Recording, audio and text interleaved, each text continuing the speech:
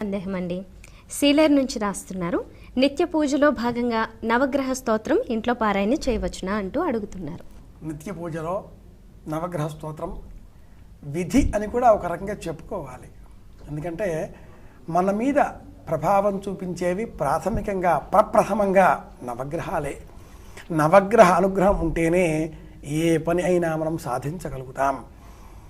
బుధుడు చక్కగా మనపైన కిరణాలను ప్రసరింపజేసి మనకు వివేకాన్ని కలిగించినప్పుడు అప్పుడు మన బుద్ధి బాగా పనిచేస్తుంది.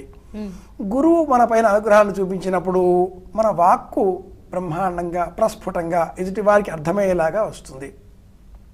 అలాగే చంద్రుడు మనపైన ప్రసరించినటువంటి కిరణాలు ప్రభావితం చేసినప్పుడు మన మనస్సు ప్రశాంతంగా ఉంటుంది.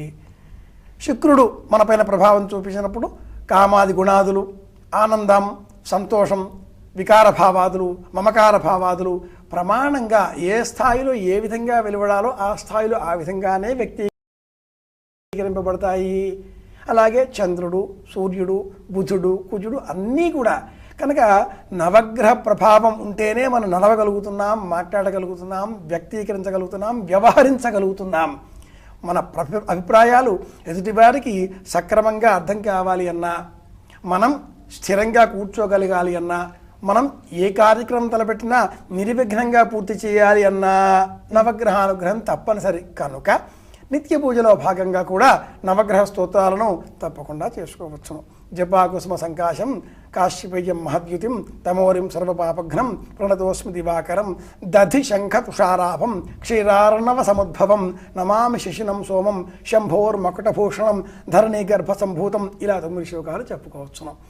అలాగే ఎవరినైనా జ్యోతిష్కుడిని సంప్రదించి మన జాతక చక్రంలో ఏ గ్రహం యొక్క అనుగ్రహం తక్కువగా ఉందో, ఏ గ్రహం ఇబ్బందికరమైన పరిస్థితిలో ఉందో తెలుసుకొని ఆ గ్రహానికి సంబంధించిన శ్లోకాన్ని ప్రత్యేకంగా 27 సార్లు మనం జపం చేసుకుంటే కూడా తప్పకుండా మేలు కలుగుతుంది. ఏవైనా ఇబ్బందులు కలిగినప్పుడు, జాతక దోషాలు కలిగినప్పుడు యంత్రము, తంత్రము, మంత్రము, రుద్రాక్షలు, ఉంగరాలు, హోమాలు, హవనాలు ఇవన్నీ ఈనాటి కాలంలో చేయిస్తున్నారు. వాటన్నింటికంటే కూడా మించి మంత్ర జపం చాలా గొప్పది. ఎవరికి వారు వాళ్ళ మంత్ర జపాన్ని వాళ్ళు అనుష్ఠానం చేసుకుంటే కలిగే ప్రయోజనం అపరిమితం. అందుకే నాకు జ్వరం వచ్చింది, ట్యాబ్లెట్ నేను వేసుకుంటాను, ఎవరితో కాకుండా నాకు ఇబ్బందిగా ఉంది నేను జపం చేసుకుంటాను. జపం చేసుకుంటే సర్వోత్తమం. ఒక యంత్రము, ఒక తంత్రము, ఒక మంత్రము వీటన్నింటికీ కూడా మళ్ళీ మంత్రంతో ముడిపడే ఉంటుంది. కనుక ఆ మంత్రం నవగ్రహ శ్లోకం కూడా మంత్రమే. కనుక నిత్య పూజలో భాగంగా నవగ్రహ స్తోత్రాన్ని విధిగా తప్పనిసరిగా ఆనందంగా జపం చేసుకోవచ్చు. ప్రారంభంలో కానీ అంతిమంలో కానీ యథావిధిగా చేసుకోవచ్చు. చివరిలో చేసినట్లయితే మరింత ప్రయోజనం. నిత్య పూజ పూర్తి చేసి చివరిలో జపాకుసుమ సంకాశం అని చెప్పేసేసి మన శ్లోకం, మన గ్రహం ఏది బాగోలేదో, శని బాగోలేదు, నీలాంజన సమాభాసం రవిపుత్రం యమాకృతం ఛాయామార్తాండ సంభూతం తన్నమామి శనేశ్వరం ప్రత్యేకంగా ఆ శ్లోకాన్ని ఒక 20 సార్లు 27 సార్లు పూర్తి చేసుకోవడం. కాయేన వాచా మనసేంద్రియైవ నమస్కారం చెప్పడం.